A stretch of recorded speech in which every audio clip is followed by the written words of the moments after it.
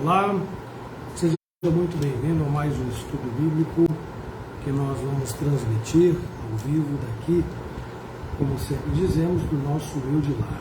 Em breve, se Deus permitir, nós retomaremos aí os estudos presenciais, tá bom? Enquanto isso, nós vamos cantar um canto que a Márcia vai conduzir aqui para nós. Boa noite, bem-vindos. Enquanto os nossos irmãos vão chegando para o estudo dessa noite, vamos cantar Ele que é o nosso Salvador maravilhoso, Deus da nossa vida, mesmo em meio às nossas limitações e às nossas fraquezas, nós sempre temos motivos para louvar, para engrandecer ao nosso Deus.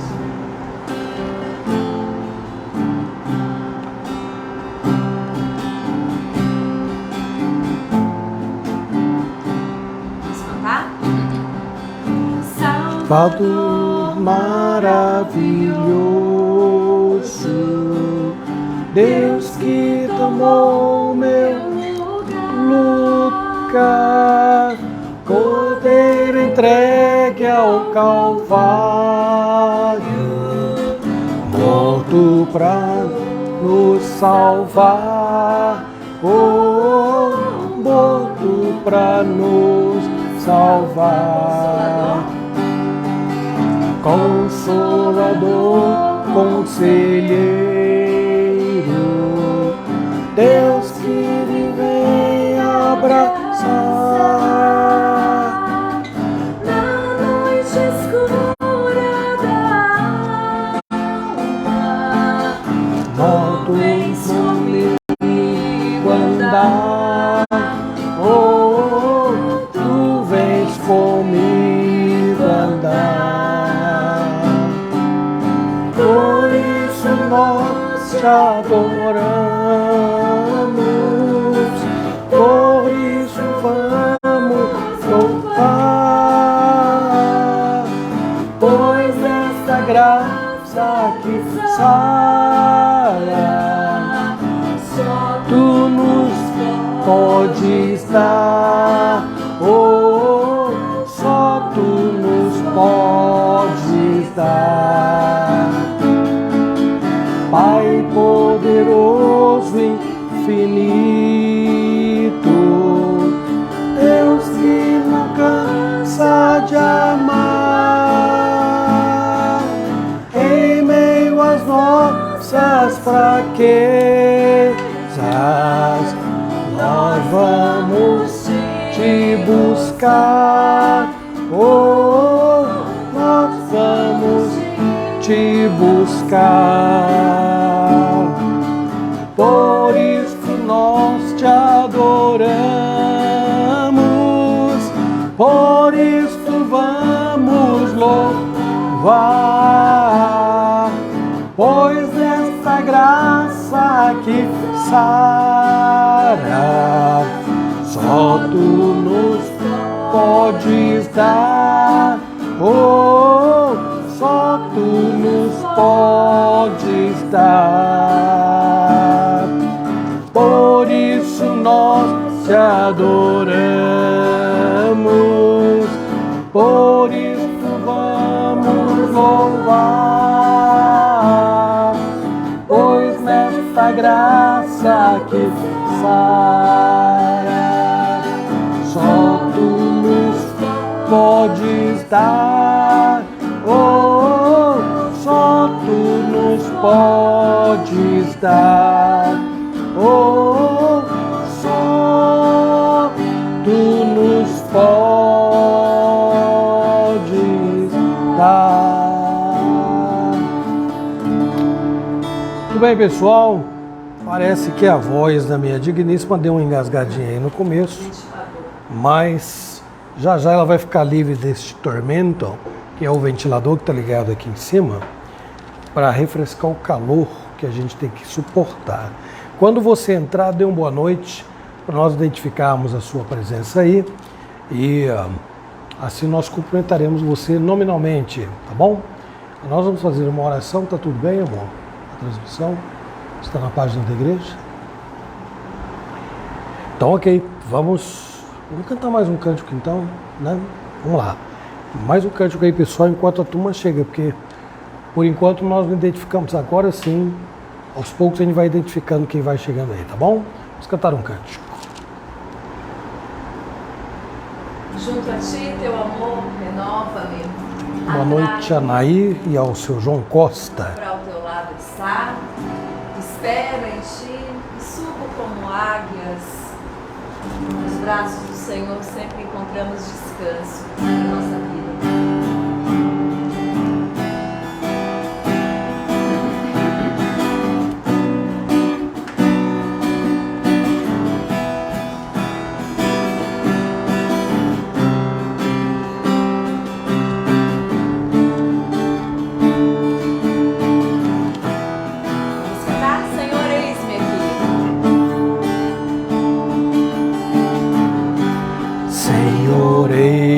Aqui vem transformar meu ser através da graça que encontrei em ti.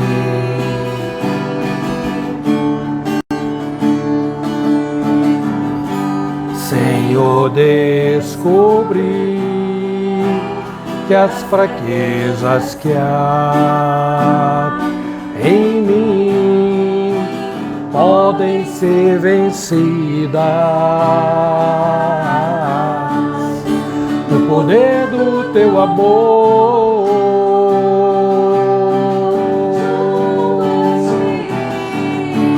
Junto a ti, teu amor me envolve,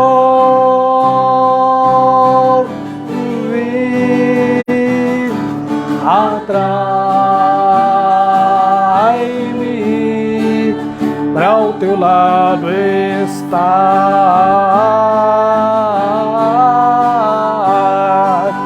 Espero em ti, minhas forças se renovam e me levantarei, como águia voarei, poder do teu amor.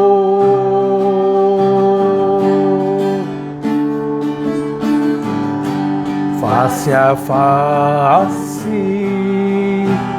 hei de vê-lo meu Senhor, ter o amor enfim.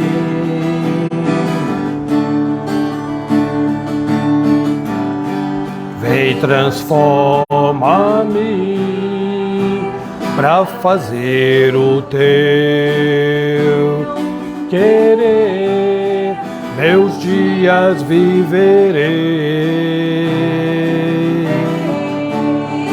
no poder do teu amor.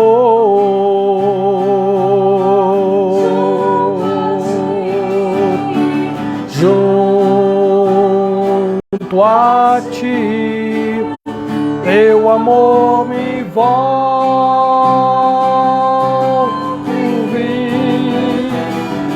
atrai-me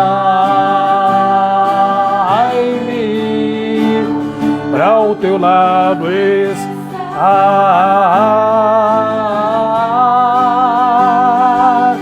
Espero em ti, minhas forças se renovam e me levantarei, como águia voarei, no poder do teu amor.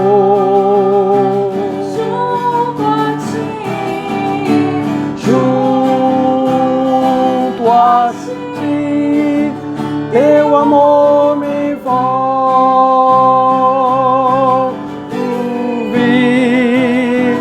atrai-me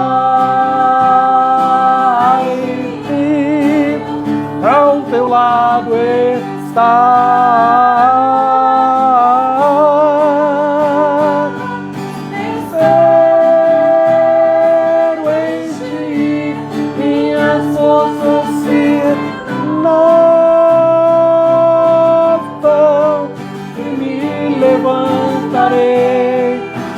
como águia voarei, no poder do teu amor, e me levantarei, como águia voarei, no poder do teu amor.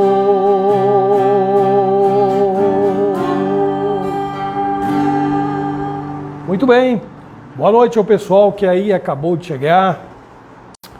É o nosso querido Celso Couto, a nossa irmã Jacobetei, a Nair, e ao João Costa, a Beth, a Dona Alvina, Loide, Dona Zilda, a Ruth Leia.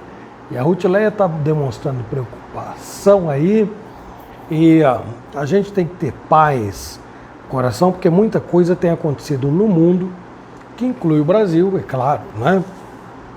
Nós começamos o ano com muitas lutas pelo mundo inteiro e algumas coisas mais recentes, como o que aconteceu lá na Síria, não é? E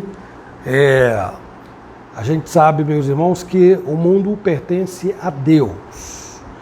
Então, nada vai acontecer sem que Deus permita, seja lá longe de nós, né? Seja aqui, seja em qualquer outro lugar do planeta, em qualquer outro lugar do universo.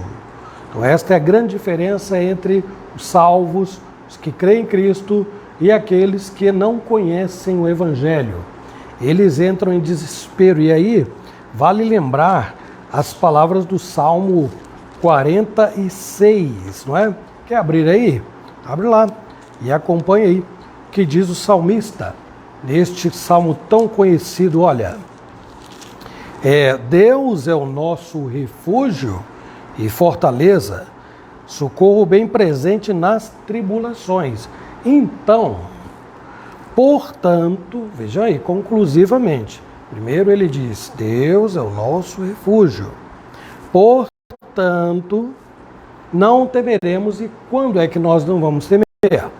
Ainda que a terra se transtorne e os montes se abalem no seio dos mares, ainda que as águas tumultuem e espumejam e na sua fúria os montes se estremeçam, Deus é o nosso refúgio e fortaleza. Então, nós não somos indiferentes ao que tem ocorrido à nossa volta, não é? E em todo o planeta, não. Mas, meus irmãos, se nós não confiarmos e esperarmos em Deus, então a nossa fé não tem valor. Ainda que coisas calamitosas, coisas críticas, que tragédias do tamanho desta que ocorreu na Síria venham nos acometer, nos envolver, nós não temeremos. Sabe o que quer dizer não temer? Não vamos ter medo, porque Deus é o nosso refúgio. E pelas últimas informações, não é? São mais de 12 mil pessoas mortas lá naquela região, não é? Então, meus irmãos, vamos ter paz no coração e esperar na providência de Deus no que diz respeito ao Brasil, situação econômica, financeira, não é? Situação política, situação social, enfim, está nas mãos do Senhor, tá bom? Mas nós vamos orar. Eu vou pedir à minha esposa que está aqui, ainda que ore e logo em seguida conduza no texto da semana, por favor. Vamos fechar os olhos e vamos falar com Deus. Senhor, obrigada, Pai, pela rica oportunidade de estarmos juntos, ó Deus, estarmos aqui para ouvir a Tua palavra, estudá-la. Obrigada porque a cada dia o Senhor tem algo a nos dizer. O Senhor sempre, ó Deus, nos fala através da Tua santa palavra, que é a nossa única regra de fé e prática, ó Deus. É daí que, ó Deus, ouvimos a voz do Senhor, através dela, da Bíblia. Obrigada, porque o Senhor é maravilhoso e deixou Tua palavra para nós, ó Deus. E abra o nosso coração, abra o nosso entendimento, Senhor, para que possamos aproveitar cada momento aqui estudando, que o Senhor modifique a nossa vida, o nosso caráter, tudo que nos atrapalha, Senhor, de ter uma comunhão contigo, de crescer, ó Deus. Tem misericórdia de nós. Obrigada por todos os que estão participando alcance cada coração, abençoe suas vidas, suas famílias, no nome de Jesus. Amém. Amém. Muito bem, irmãos, vamos ao texto desta semana? Gabi chegou aí, a Kátia Félix, Pedro Chaves. Boa noite a toda essa turma que vai chegando aí. O texto que nós estamos meditando é Colossenses, capítulo 3, o versículo 14. Dona Marta e seu Joel também, boa noite. Boa noite, Dona Marta, boa noite, seu Joel. Vamos abrir as nossas Bíblias? Colossenses, capítulo 3, versículo 14, um texto conhecido, versículo bem pequeno, mas muito profundo, né? Fala muito ao nosso coração, como precisamos viver o amor fruto do Espírito Santo, né? Colossenses capítulo 3, versículo 14, vamos ler juntos? Diz assim: acima de tudo isto, porém, esteja o amor que é o vínculo da perfeição. Mais uma vez. Acima de tudo isto, porém, esteja o amor que é o vínculo da perfeição. Colossenses 3:14. Eu acho que seria bom falar acima de quê, né? Que está no versículo. Nós vamos falar no domingo. Está nos versículos 12 e 13. É o texto que a gente. No domingo, como a gente faz, né? Costumeiramente, a gente lê todo o capítulo e aí a gente consegue comentar. Então, se ficou aí na curiosidade, acima de tudo, isso, o quê? Dê uma lida, né? Já para adiantar a matéria, para você já saber o que é que Paulo está falando, né? O amor aí que é o vínculo da perfeição, que possamos viver o amor de verdade, o amor fruto do Espírito Santo, como tem faltado na vida de muitos. Muito bem.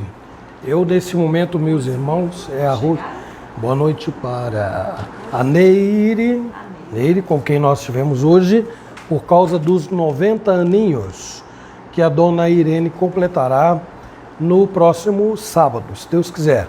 Então nós fomos hoje porque amanhã é dia de reunião lá em Duartina do presbitério e nós não estaremos aqui para celebrar com a dona Irene no sábado os seus 90 anos. Boa noite também aí a Rose e o Vitor, já falei, não é? E quem mais chegar, gente, desculpa, porque agora nós vamos ao texto que nós separamos para a nossa meditação de hoje. Eu disse para a Márcia que eu estava pensando em compartilhar com vocês na quinta-feira passada. Mas aí nós trouxemos o assunto lá de 1 Coríntios, que fala sobre edificar sobre a rocha. Bom, fala sobre o fundamento, né? Que ninguém pode lançar outro fundamento senão aquele que, além do que já está posto, que é Jesus. E eu estava pretendendo falar sobre o que está em João 3, que é muito conhecido e tem a ver com a regeneração.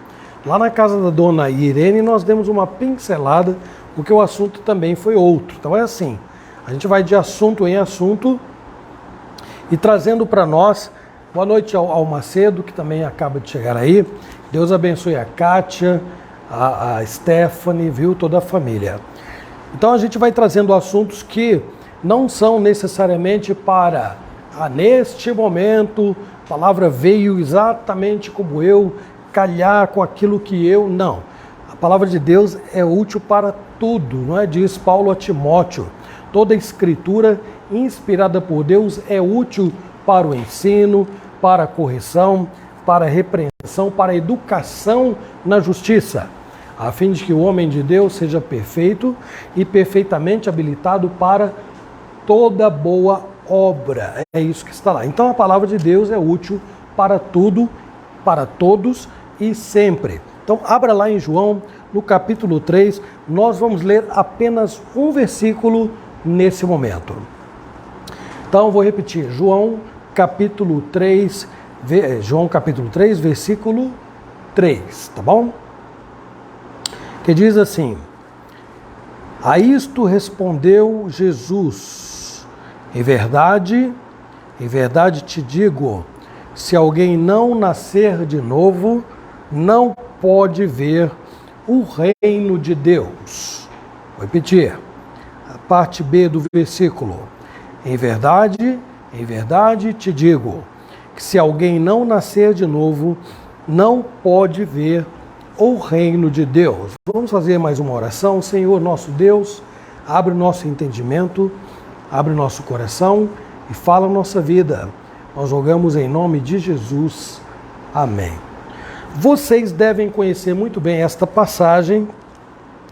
Ela está naquele capítulo que traz um versículo universalmente conhecido e muito pregado por missionários, evangelistas, que é o versículo 16, que diz: porque Deus amou o mundo de tal maneira que deu o seu Filho unigênito, para que todo aquele que nele crer não pereça, mas tenha vida eterna.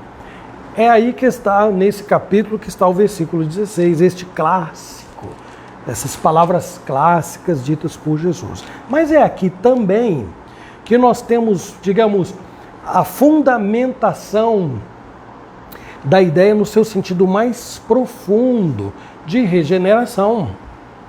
Jesus está conversando com um homem que é um bom, grande entendedor da lei, que é Nicodemos. Está lá no início do capítulo dizendo: havia entre os fariseus um homem chamado Nicodemos, um dos principais dos judeus. E ele foi encontrar-se com Jesus de noite e disse para Jesus: Rabi, sabemos que és mestre vindo da parte de Deus, porque ninguém pode fazer estes sinais que tu fazes se Deus não estiver com ele. Surpreende-nos que Jesus tenha se voltado para um homem tão religioso e tão conhecedor da lei como Nicodemos e diga algo desta natureza. Verdadeiramente te digo que se alguém não nascer de novo, não pode não pode ver o reino de Deus. É no versículo 5 que ele vai usar a palavra entrar. E ver aqui tem o mesmo significado, não é? Não pode ver, não pode entrar no reino de Deus. Então, falando sobre regeneração, perguntas que surgem, e eu vou colocar em termos de pontos principais. A primeira delas seria: por que o homem precisa de regeneração? Na verdade, o que é regeneração? É ser gerado novamente, que isso fique muito claro para todos aqueles que têm alguma dificuldade para entender isto. E num sentido não físico, como Nicodemos entendeu, apesar, repito, de ser ele um dos destaques, o mestre, daqui principal, ou um dos principais dos judeus, de acordo com o que está no versículo 2. Primeiro, desculpem. O que é que ele diz para Jesus quando Jesus diz que é necessário nascer de novo? Então, ele pergunta no versículo 4, como pode um homem nascer sendo velho? Pode, porventura, voltar ao ventre materno e nascer segunda vez? É óbvio que é uma pergunta que reflete uma certa imaturidade, porque todos nós sabemos que o homem, uma vez nascido, não pode voltar ao ventre materno para nascer de novo. Fisicamente, não. E nem espiritualmente. Porque Jesus não está tratando do nascimento físico, e mesmo que o tivesse, ele não trataria de nascer de novo. Não seria uma ideia de voltar ao ventre e nascer novamente, e muito menos, nem de longe, aquela ideia de reencarnação. Morreu, aí vai nascer outra vez, sei lá, né, como um homem, mulher, como um animal, como defende alguns que creem na doutrina da reencarnação. O que está em jogo aqui, o que está em questão, é o ensino precioso, fundamental ensino de que todo homem precisa de novo nascimento, nascer do Espírito. Então, a primeira questão que eu levanto é: por que um homem, uma mulher, precisa nascer de novo? Por que razão? Muito bem. Primeiro argumento nosso, e é muito claro na Bíblia, é que o homem, na sua natureza, seu estado normal, segundo o apóstolo Paulo lá em Efésios, no capítulo 2, no primeiro versículo, então de maneira muitíssimo clara, diz que todos nascem mortos nos seus delitos e pecados. Então, estou abrindo aqui em Efésios, no capítulo 2, você pode acompanhar aí também, na sua Bíblia, estas palavras do apóstolo Paulo, que diz assim, olha, ele vos deu vida, veja como isso está estreitamente associado às palavras de Jesus, quando diz em verdade te digo, que aquele que não nascer de novo, então está aqui, ele vos deu vida. Paulo escrevendo aos Efésios, aos crentes de Éfeso, dizendo, ele vos deu vida, estando vós mortos nos vossos delitos e pecados. Então a primeira razão e a principal razão porque todo ser humano precisa de novo nascimento é porque todos nasceram na condição de mortos. Até Davi, lá no Salmo 51, no versículo 5, diz claramente, eu nasci na iniquidade e em pecado me concebeu a minha mãe. Ora, no Velho Testamento, e Nicodemos deveria saber muito bem disso, porque ele era um dos principais dos fariseus, todos eles sabiam que, deveriam pelo menos saber, que o seu estado de alma ao nascer, seu estado de espírito ao nascer, era de falência total.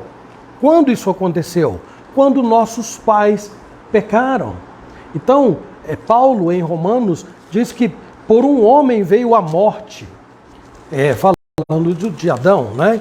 Assim como por um homem veio a morte, e a morte passou a todos os homens, então, assim por um homem também veio a salvação e a vida, não é?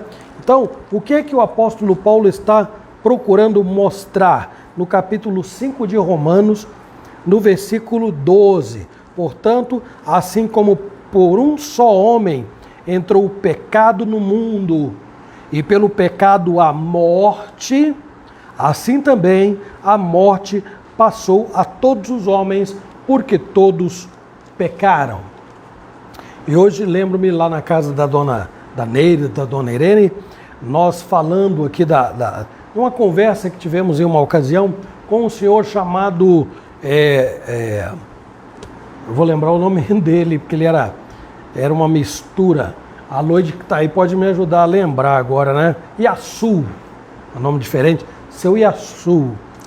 Seu Iaçu era um idoso, estava internado numa clínica, e eu conversava sempre com ele, dizendo, é preciso orar de manhã, agradecendo a Deus pela noite, pelo sono.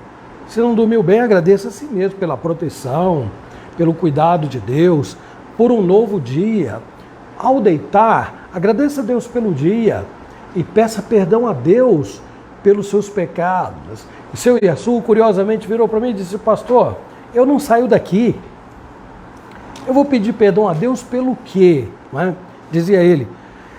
E eu me lembrei, é claro, de algo que é muitíssimo suficiente para nós estarmos continuamente pedindo perdão a Deus.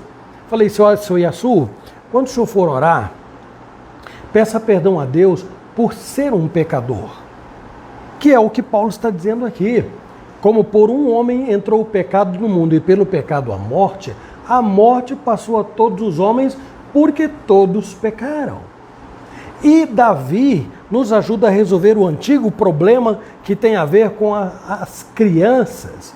Um bebê recém-nascido é inocente no sentido de que ainda não atingiu a idade para cometer algum pecado por pensamento, palavras e ações que nós adultos cometemos. Mas em natureza, Davi disse, ele nasceu pecador.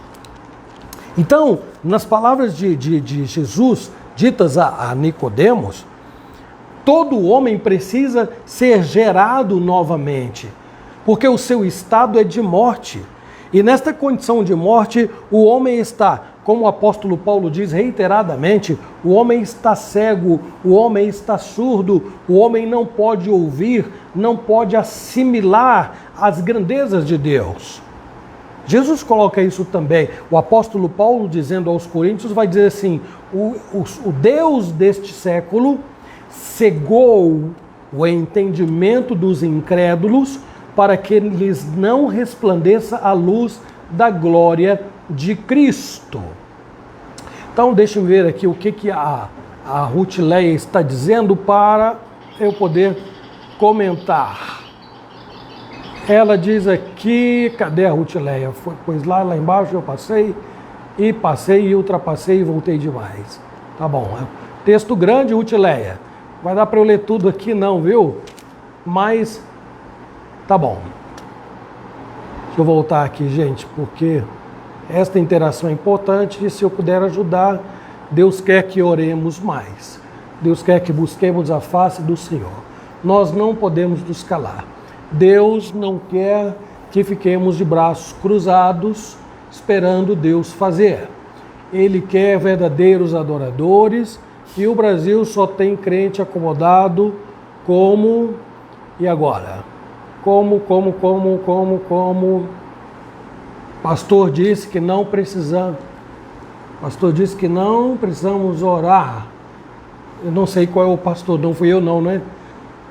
É o comentário aí que está um pouco fora aqui. Primeiro, bom, então eu não sei qual é o pastor disso aí não, gente.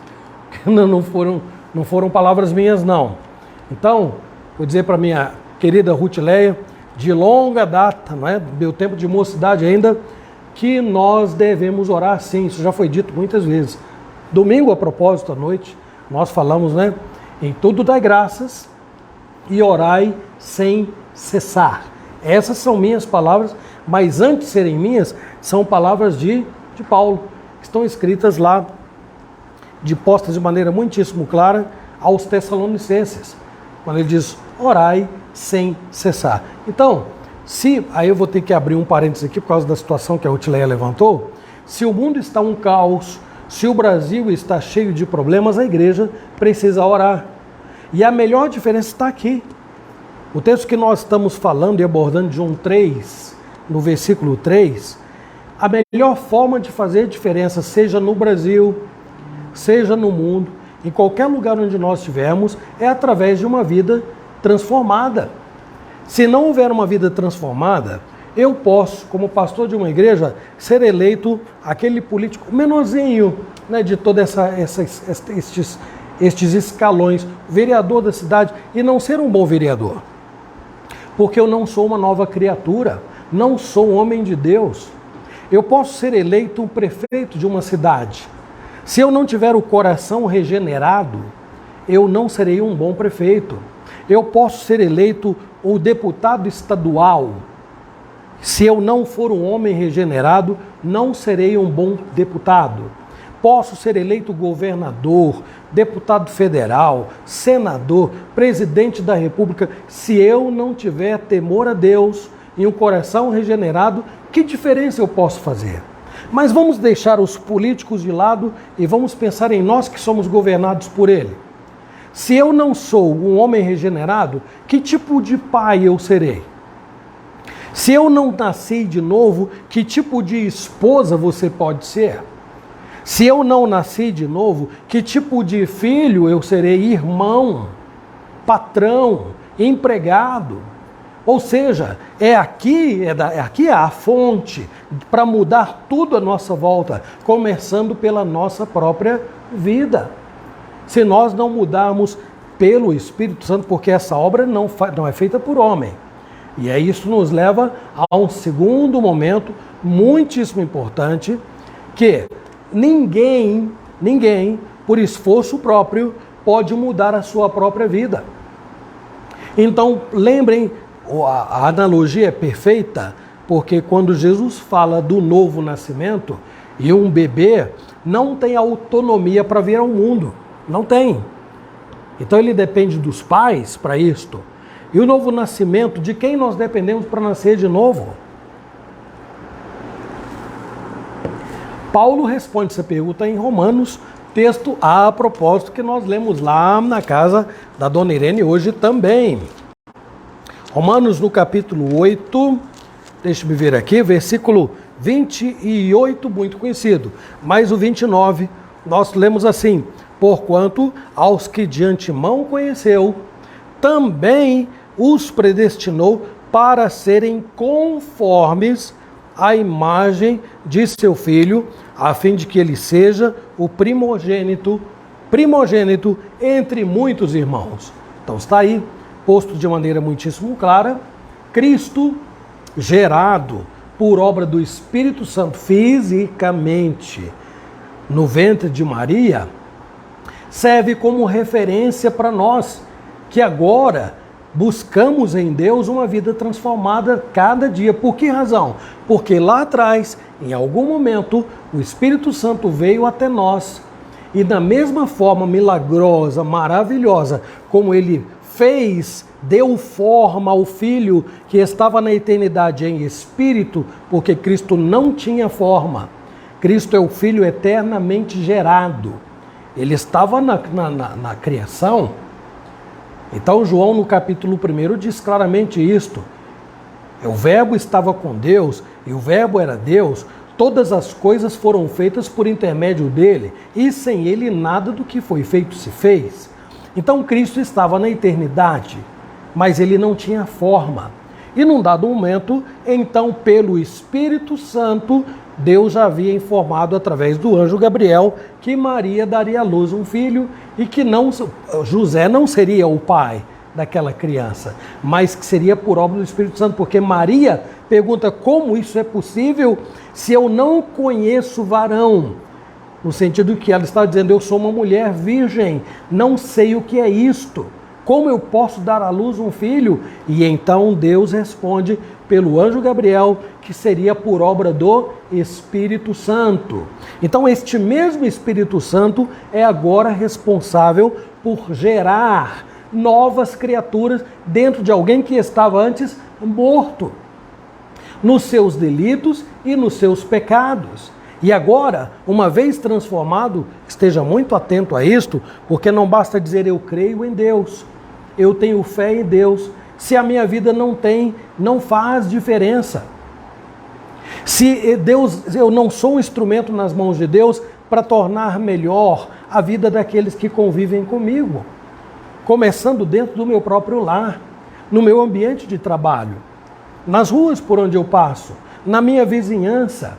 É muito gratificante quando alguém olha para você, compartilha com você, ou você nunca fica sabendo, mas eles compartilham entre eles. Como é bom ter fulano como um vizinho, é um cristão, é temente a Deus. Isto faz toda a diferença, porque o homem, se ele não for gerado de novo, ele está morto. Então ele será capaz de cometer, viu, Rutileia, as maiores e as piores atrocidades em qualquer lugar. Seja ele o gari, aquele de profissão mais humilde, mais simples, trabalhando na rua, seja ele o presidente, seja ele o rei, seja ele o homem mais poderoso deste mundo, se ele não nascer de novo, este homem será um homem mau e fará coisas más, começando por ele próprio. Trará males para si mesmo com suas próprias mãos, fará mal aos que o rodeiam e, se ele for um homem revestido de poder, trará danos a muito mais gente, porque ele tem o poder nas mãos. Mas ele não pode se confundir, porque ele não é Deus. Então a igreja sabe disto, que Deus tem o coração do rei nas suas mãos e inclina para onde ele quer. Então, qualquer homem e qualquer mulher poderoso ou poderosa que exista no mundo não estaria lá se não fosse pela vontade permissiva de Deus. Como Faraó, de maneira muito clara, no Velho Testamento, está posto que são palavras de Deus, né? Paulo repete, na verdade, isso em Romanos dizendo que Deus levantou a Faraó.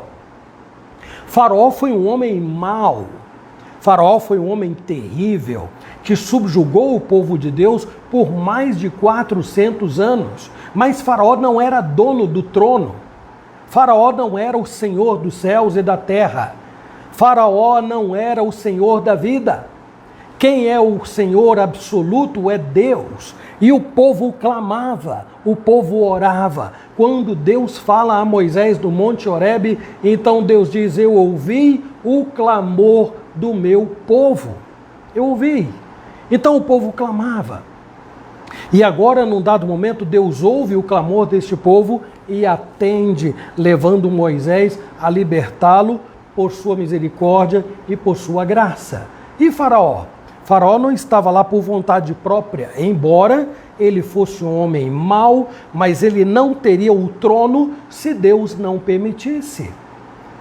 Então vamos voltar para a nossa realidade, para a nossa situação. Estamos numa nação onde muitos homens poderosos e mulheres não temem a Deus, não nasceram de novo. O que nós podemos esperar? Que eles sejam tudo de mal que eles podem ser? Meus irmãos, não é prudente pensar dessa maneira, porque nem sempre o homem é tão mau quanto pode ser.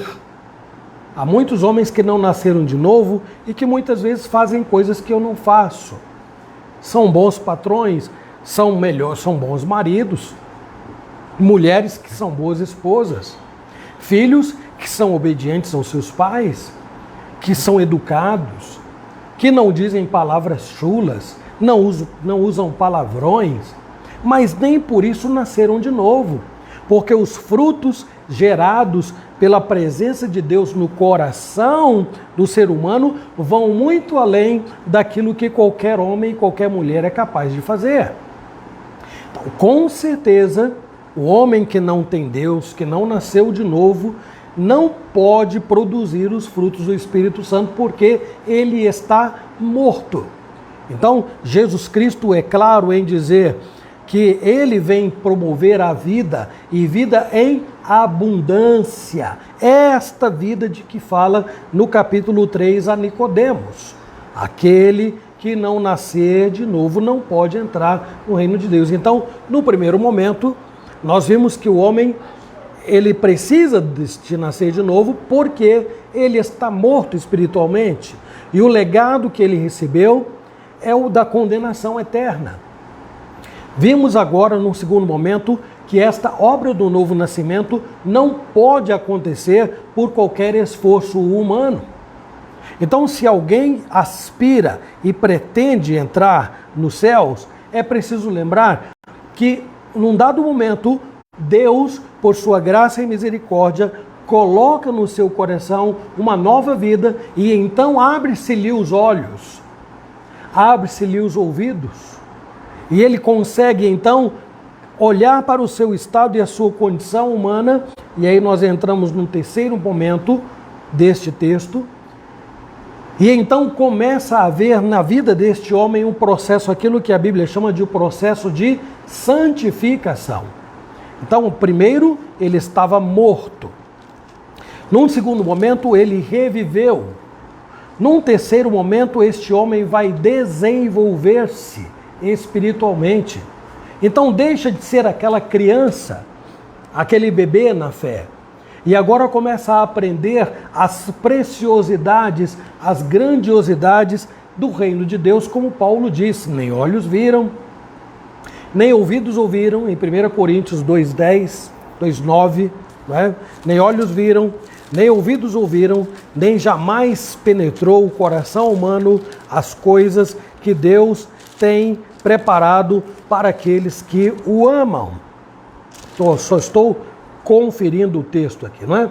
Então, 1 Coríntios 2:9, como está escrito: nem olhos viram, nem ouvidos ouviram, nem jamais penetrou em coração humano o que Deus tem preparado para aqueles que o amam.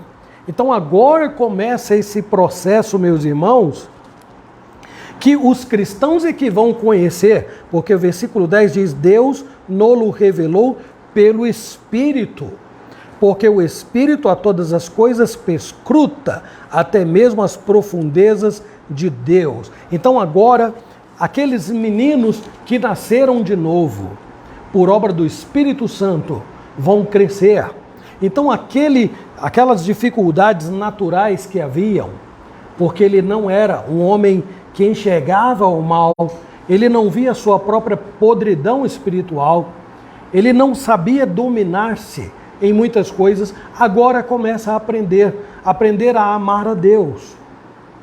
Ele começa a aprender a buscar a Deus, começa a aprender a servir a Deus, desejar Deus, que é o que ele não queria antes, como também está escrito tanto no Salmo quanto em Romanos 3. Deus, olhando dos céus à terra, não viu um justo sequer. Não há quem busque a Deus. Vamos a esse texto também para confirmar o que está sendo dito pelo apóstolo Paulo, que é uma menção dos Salmos. No capítulo 3, o apóstolo Paulo diz exatamente assim. É a partir do versículo 11, o 10 na verdade, como está escrito: não há um justo, não há justo, nenhum sequer. Não há quem entenda, não há quem busque a Deus. Todos se extraviaram, a uma se fizeram inúteis. Não há quem faça o bem, não há nenhum sequer. A garganta deles é sepulcro aberto, com a língua urdem engano, veneno de víbora está nos seus lábios.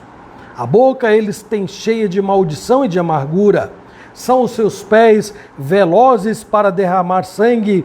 Nos seus caminhos a destruição e miséria, desconheceram o caminho da paz. Não há temor nos seus olhos. Então, Romanos capítulo 3, do versículo 10 ao versículo 18. Agora, nascido de novo, regenerado, o homem começa a aprender a andar nos caminhos de Deus, porque ele não sabia andar, ele não enxergava o chão que pisava, ele não sabia o significado da palavra salvação, ele não entendia o significado do termo pecado, compreendendo muitas vezes que pecado se resume a tirar a vida de alguém.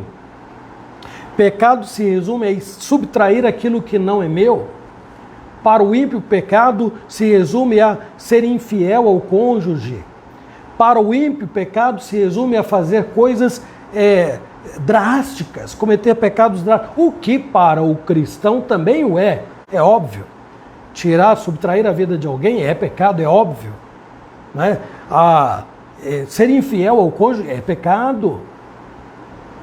Mentir, aí nós vamos começar a nos aprofundar em uma série de coisas que vão além daquilo que os ímpios também consideram pecado. Porque a mentira passou a fazer parte do dia a dia de muita gente. E tanto é assim que mesmo se considerando regenerados, há muitos que mentem ou não dizem a verdade toda. E como há um ditado, né? A meia-verdade é uma mentira inteira. Então é bom que os cristãos estejam alertas, porque se eles dizem Deus regenerou-me, Deus mudou a minha vida, então eu vou provar que isso aconteceu. Como isso vai ser notório? Pela transformação contínua e diária da minha vida. Dizem que o peixe morre pela boca, mas não é só o peixe não. Tiago também diz que as nossas palavras podem tocar fogo numa floresta inteira. Então ocorrem tragédias na nossa vida, muitas tragédias, muitas crises, muitos problemas sérios, mas muitas vezes o que é dito pelas pessoas consegue ser pior do que certas tragédias, calamidades em si mesmas. Então observem que, por exemplo, a perda de alguém que nós amamos, por exemplo, trágica, pode ser muito ruim, mas o que se diz em torno desta perda pode significar algo muito pior. A infidelidade, uma traição conjugal é ruim, é trágico, mas o que se diz a respeito disso, o que se propaga, o que se avoluma à volta do fato em si, pode ser muito pior. Os desdobramentos, porque o homem não consegue dominar o que diz. E aí eu volto a falar, as palavras, a mentira, deveria ser tratada como algo muito grave. Ontem eu dizia para as crianças aqui à mesa que eu não consigo imaginar o sentimento de Jesus quando numa determinada ocasião estava diante dos fariseus, lá no capítulo 8 de João, E ele dizia: se o Filho vos libertar, verdadeiramente sereis livres. E eles afirmaram: nós não somos escravos de ninguém. Como dizes tu, sereis livres? Nosso pai é Abraão.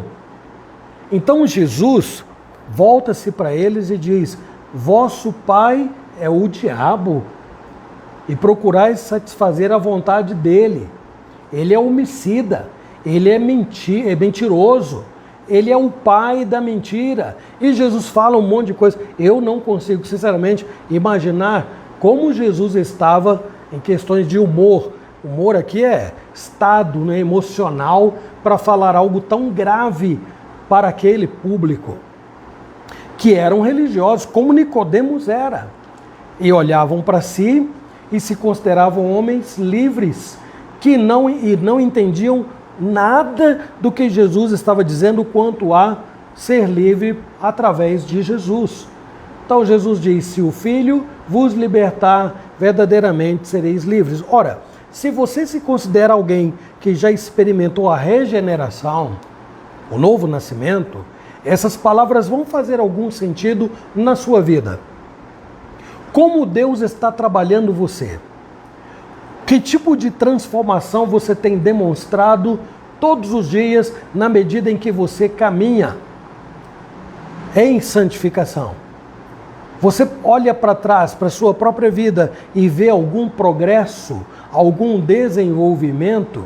Ou você não consegue ver mudanças que sejam significativas no âmbito do perdão, no âmbito da tolerância, da misericórdia, do amor, da paz, da paciência, da confiança em Deus, que é o que nós dissemos lá no comecinho, quando lemos o Salmo 46, quando a Rutileia pôs aí a questão de pode estar vindo uma tragédia para o Brasil, pode estar vindo uma tragédia para o mundo todo.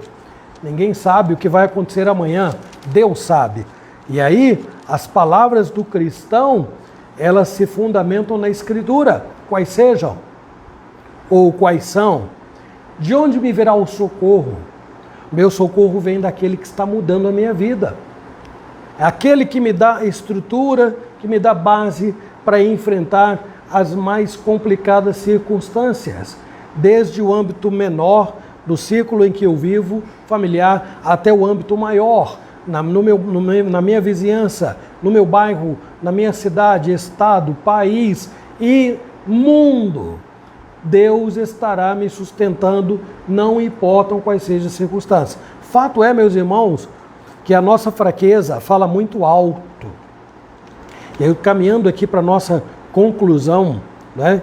Vejam, apesar da religiosidade de muita gente, que é o caso de Nicodemos, e eu não creio que nós, vou falar por mim, né? Eu não creio que eu seja mais religioso que Nicodemos era, não. Não creio. Muita gente não é. Mas vejam, este homem não entende as palavras de Jesus quando Cristo diz: o homem precisa nascer de novo. Então, meus irmãos, a nossa natureza humana fala muito mais alto que aquela que nós confessamos que Deus já implantou na nossa vida. Quando nós não temos controle sobre a nossa ira, quando ela vem acompanhada de palavras devoradoras, quando nós não temos controle sobre o nosso medo, quando a confiança em Deus se restringe a palavras, a meras palavras, e o medo toma conta. E nós então não ouvimos o que o salmista está dizendo, portanto não temeremos, ainda que o pavor que foi colocado aí nos comentários, meus irmãos, não é típico do cristão, não. O cristão precisa estar alerta, porque ele aprende depois do novo nascimento. Sem o novo nascimento sabe nada, está morto, não consegue compreender a dimensão da ação de Deus sobre a humanidade. Então não vai confiar nele, no que ele é capaz de fazer. Mas este homem está seriamente comprometido. Aí então ele diz: não, eu nasci de novo, Deus foi misericordioso e mudou a minha vida. Como nós cantamos, Jesus Cristo mudou o meu viver. Ele é a luz que ilumina o meu ser. Sim, Jesus Cristo mudou o meu viver. Ok, graças a Deus, Que bom! Não permita que a velha natureza fale mais alto. Em momentos simples, quando você está na direção de um carro, quando alguém te dá uma fechada brusca, quando você está no escritório e alguém tropeça em você, ou alguém te dirige uma palavra afrontosa, ou alguém te distrata, te humilha, qualquer outro comportamento, deixa a ira, abandona o furor, tenha domínio antes de falar o que quer que seja. Pense muito bem, não é isso que a gente aprende, não é o que nós dizemos para tanta gente. Pense antes de falar. Porque o que nós dizemos tem resultados na vida das pessoas e na nossa própria. E o que foi dito não volta atrás, não pode se desdizer o que já foi dito. Não se pode construir certas coisas que foram destruídas no que se refere ao que foi dito. Como o Tiago diz, é como uma fagulha que incendeia, põe fogo numa floresta inteira. Não se pode apagar. Então, é preciso ter o controle como resultado do novo nascimento, como resultado da santificação, é preciso ter muito controle em muitas áreas da nossa vida. Como perdoar aquilo que o ímpio considera imperdoável? Há cristãos que proferem esta frase, dizendo isto é imperdoável. Mas não há nada que seja imperdoável para o cristão, porque ele é nascido de novo. Deus olhou para ele no estado de condenação e teve misericórdia dele e mudou a sua vida. Paulo era um homem terrível, este que nós mencionamos aqui. No entanto, e ele não foi buscar a Deus, ele não correu atrás de Jesus. Deus foi até ele, lá no caminho para Damasco. E então mudou a vida deste homem. Era um homem terrível. Deus mudou a vida de homens terríveis ao longo de toda a história. Por que não mudaria a vida de tanta gente que nós conhecemos? E que não chegam aos pés de quem foi um Saulo de Tarso, por exemplo. Deus pode mudar. Se ele vai mudar, é uma outra história. O papel da igreja, como bem foi dito no comentário, é orar, porque esta obra nós não podemos fazer no coração de quem quer que seja. Rogar a Deus que tenha misericórdia e, ao mesmo tempo, trabalhar, dando testemunho e mostrando que, quando nós afirmamos que Cristo habita em nós e fez nascer no nosso coração uma nova criatura, isto vai muito além das palavras. As pessoas estão vendo em nós atitudes que são semelhantes àquelas que nós lemos nas Escrituras, vistas na pessoa de Jesus. E então, com este testemunho e com esta vida, nós ajudaremos os outros a compreenderem que Cristo é vivo. E Ele pode transformar a vida de muita gente, fazendo-as nascer de novo, fazendo morrer o velho homem, criando uma nova natureza e conduzindo-a de acordo com a sua vontade, iluminando os seus passos, dirigindo os seus passos de um modo muito avançado, diferente daquela direção que Deus exerce sobre toda a criatura pela conhecida graça comum. Agora, depois do nascimento, pela graça salvadora, Deus dirige os passos do homem bom. E se ele cair, não ficará prostrado, palavras do salmista, porque o Senhor o segura pela mão. Então a minha oração, meus irmãos, hoje é que Deus, por graça e por misericórdia, nos ajude nas nossas debilidades, nas nossas limitações. E aí aconteça o que acontecer ao redor, não importam as tragédias que estejam acometendo o Brasil e o mundo, o cristão não entra em desespero, não perde a sua confiança, porque quem habita o seu coração é aquele que acalmou o mar e o vento, Quem habita o coração do cristão é aquele que dormia no barco e os discípulos apavorados diziam: Senhor, acode-nos, porque nós vamos morrer. E Jesus diz: homens de pouca fé. E levantando-se, disse ao mar, às ondas, ao vento: acalmem-se. E a natureza se aquietou diante daquele que governa todas as coisas. Sejamos humildes, busquemos a Deus e confiemos mais nele. Certifiquemos-nos de que Deus já implantou no nosso coração esta nova criatura. A Ele a honra e a glória para todos sempre. Amém. Vamos orar neste finalzinho de estudo, meus irmãos. Senhor nosso Deus e amado Pai, graças te rendemos porque o Senhor um dia fez nascer no coração de muitos aqui uma nova criatura, fazendo, ó Deus, com que aqueles que estavam mortos nos seus delitos e pecados pudessem um dia conhecer a verdadeira vida através de Jesus. E agora, por obra do Teu Espírito, estão experimentando este maravilhoso processo de santificação. Que Deus, que o Senhor, por Jesus Cristo, tenha misericórdia de nós e nos ajude nos nossos passos, nesta caminhada progressiva, olhando para a vida eterna, onde seremos recebidos por graça e misericórdia somente nos braços do nosso Senhor e Salvador Jesus Cristo. Até lá, Senhor, nos ensine a lidar com as calamidades, nos ensine a lidar com as crises regionais, nacionais, mundiais. Ajude-nos, Senhor Deus, a ter a nossa esperança cada vez mais fortalecida em Cristo Jesus, que é o fundamento da nossa fé, que é onde a nossa vida está alicerçada.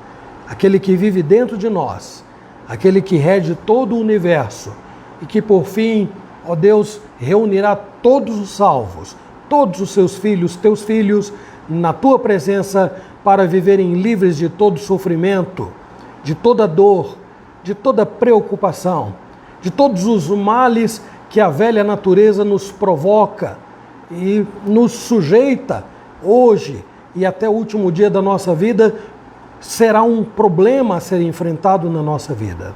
Mas o Senhor é maior, o Senhor é Deus, o Senhor é aquele que nos fez nova criatura e que agora nos dá forças para enfrentar a nossa própria velha e dura natureza e a experimentar as grandezas que provêm das tuas mãos. Obrigado, Senhor, tem misericórdia de nós, nós imploramos em nome do Senhor Jesus. Amém. Meus irmãos, boa noite a todos vocês. Mesmo aí a Ruth Leia, que teve alguma dificuldadezinha com uma questão aí, talvez de interpretação daquilo que nós falamos, mas que Deus abençoe também a você, Ruth Leia, a todos os irmãos, para que a nossa confiança esteja sempre em Deus. De corações transformados, meus irmãos, nós chegaremos lá, no final da nossa trajetória, maduros, adultos na fé, conseguindo, meus irmãos, lidar com as piores e as mais difíceis circunstâncias. Que Deus abençoe e até domingo, segundo a boa vontade de Deus. Deus abençoe a todos. Amém.